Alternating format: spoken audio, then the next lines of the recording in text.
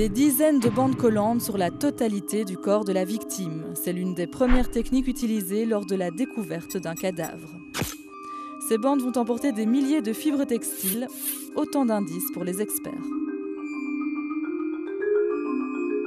Je recherche la présence de fibres bleues qui peuvent provenir d'un tapis, puisqu'une des hypothèses du médecin légiste est que le corps aurait été traîné. Et donc, le principe des fibres veut que si elle était sur un tapis bleu, on doit retrouver sur ses vêtements des fibres de ce tapis.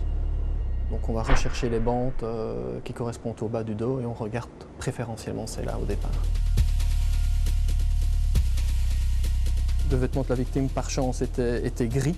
C'était un vêtement en laine, donc on a une fibre grise avec une certaine morphologie et les fibres de tapis sont des grosses fibres bleues intenses qui sont vraiment très facilement visibles à l'œil nu. Donc c'est un cas où on a un peu de chance pour facilement venir les mettre en évidence au niveau des bandes collantes. Oui. Pour confirmer ces observations, les fibres bleues sont isolées, puis comparées au microscope avec des fibres de référence du tapis. Ici, pas de doute, ça concorde. L'hypothèse d'une victime traînée sur le sol se confirme. Mais ce n'est pas tout. Les bandes collantes vont peut-être nous donner des informations sur l'auteur du crime. Dans ce cas-ci, je vais me focaliser au niveau des bandes collantes qui ont servi à faire le prélèvement au niveau des bras, puisque le corps aurait été traîné par la partie supérieure et on va rechercher les fibres étrangères qui sont en quantité significative et donc qui pourraient correspondre aux vêtements de l'auteur. L'expert repère rapidement la présence de centaines de fibres rouges. Chacune est isolée pour être analysée au microscope. Résultat, cette fibre, c'est de l'acrylique. Mais ça ne veut encore rien dire, puisque des types d'acrylique différents, il en existe des centaines, comme on peut le voir sur ces photos. Alors maintenant, l'expert va devoir déterminer si les fibres rouges prélevées sont bien identiques, et donc si elles proviennent bien de la même matière textile.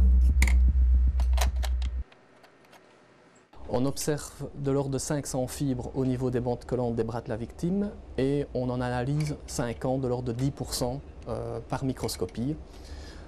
Ça, c'est l'ordre de grandeur moyenne pour un dossier, mais ici on a une matière textile qu'on a mis en évidence, mais dans certains dossiers on peut avoir plusieurs matières textiles, donc des dossiers beaucoup plus complexes, et par exemple dans certains dossiers on a monté jusqu'à 5500 fibres, et ça représente de l'ordre de 6 mois de travail. Une fois ce long travail terminé, l'expert indique les concentrations des différentes fibres sur un schéma du corps de la victime.